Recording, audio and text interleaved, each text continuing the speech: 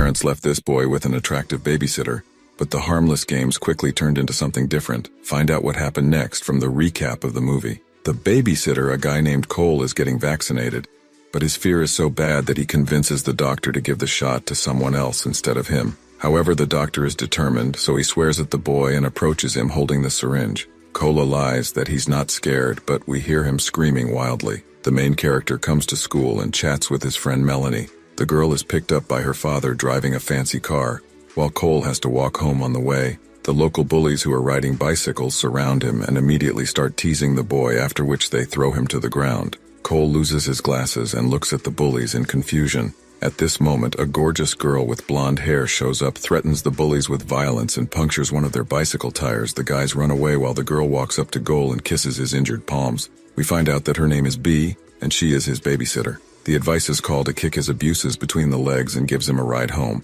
The boy stares at his babysitter's breasts with her interest at home. Cole notices that his mother has gone down to the basement and is setting up most traps. There are huge spiders crawling on the walls, so Mom comes out with a web on her head. We learn that Cole is not only afraid of syringes but also spiders. Father teaches Cole how to drive, but a boy is so scared that he can't even press the gas pedal. Father and son swap seats and drive for donuts. The kid is afraid of everything in the world. Cole has been watching movies on his laptop all night long, and in the morning he tries to fix one of his toy cars with a giant knife, but the father takes the knife away and asks his son not to do anything stupid on the way to school. Cole tells Melanie that his parents plan to leave for a full day, and his babysitter Bee will be looking after him. The girl advises his friend not to go to bed, but to peek and see what Bee will be doing. Melanie is certain that the babysitter will bring her boyfriend into the house later. Cole spots Bee hanging out with some guys. She looks really happy, and our protagonist becomes terribly jealous, and then a ball hits him in the head. There comes the day of his parents' trip, and the beautiful Bee shows up on the doorstep. Mom asks the babysitter to put her son to bed at 10 and not to feed him junk food. As soon as they believe being Cole, immediately throw a disco party and dance to the world's greatest hits afterward. They swim in the pool, and Cole excitedly stares at his babysitter wearing a bright red swimsuit. In the evening, they cook dinner together and play D&D. She's the perfect babysitter when it gets dark. Ben Cold watch an action movie using a projector in the garden. They voice the lines of the main characters themselves and even repeat their movements after having fun. They fall on the bed. Bee advises Cole to kiss his girlfriend Melanie, but he would rather do it with Bee. It's getting late, so it is time for the kid to go to bed. Bee hands him a shot glass of alcohol to make him sleep more soundly. Cole offers the girl to keep him company, and while she is pouring a second shot, spills the alcohol into a vase. The girl is offended that he hasn't waited for her and takes her drink. Kong goes to bed and communicates with Melanie via video link. He decides to peek and whatever Bee is going to do. The babysitter enters his room, wishes him a good night, and tells the boy that she really likes him, and so time is nearing midnight. Carl hears the doorbell ring. The protagonist quietly sneaks into the corridor and peeks into the hall. It turns out that a group of friends has come to see Bee. They are Max, Allison, John, Sonia, and Samuel. They are playing a famous game of Truth or Dare. One of the tasks for Bee is to kiss everyone.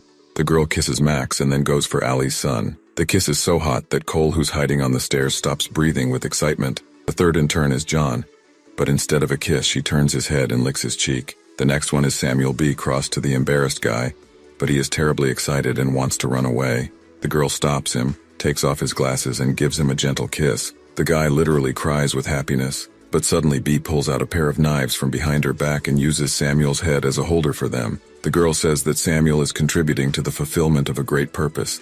2 goblets are filled from the guy's head. We find out that the hottie has mainly packed with the devil, and it is a black ritual to make wishes come true. Poor Samuel is dragged away, and Bee asked Sonia to bring the suitcases. One of them contains an ancient scroll. They need to recite one of the verses while the contents of the goblets flow down the paper. Yet they also need a blood of an innocent man for the ritual. Cole realizes that it's him. The kid returns to his bedroom and calls the police. He finds a pocket knife to protect himself against the crazy babysitter. One of the options is to jump out of the window, but it is too far from the ground. Cole, his voice is on the stairs, hides under the blanket and pretends to be asleep. We learned that Bee has put sedatives in his alcohol, but as you may remember, he parted into a flower pot. Cole hears the word syringe and wakes up in horror. However, he immediately closes his eyes and patiently tolerates bedroing his blood. The boy hears his babysitter whispering some strange words after obtaining a syringe of blood. The youngsters leave. Cole jumps up and attempts to tie his sheets into a rope to climb down from the window. All of a sudden, Bee appears behind him and a guy faints. He regains consciousness and realizes that he is tied up to a chair and is surrounded by being of friends. The guy's offered cookies, but he refuses. Sonia shoves the cookies right into his mouth, and this time Cole himself is trying to cut the ropes with a pocket knife. However, the youngsters notice it and laugh merrily. They untied a boy and lied that they needed his blood for his science project. Suddenly, the police show up and the teen starts panicking.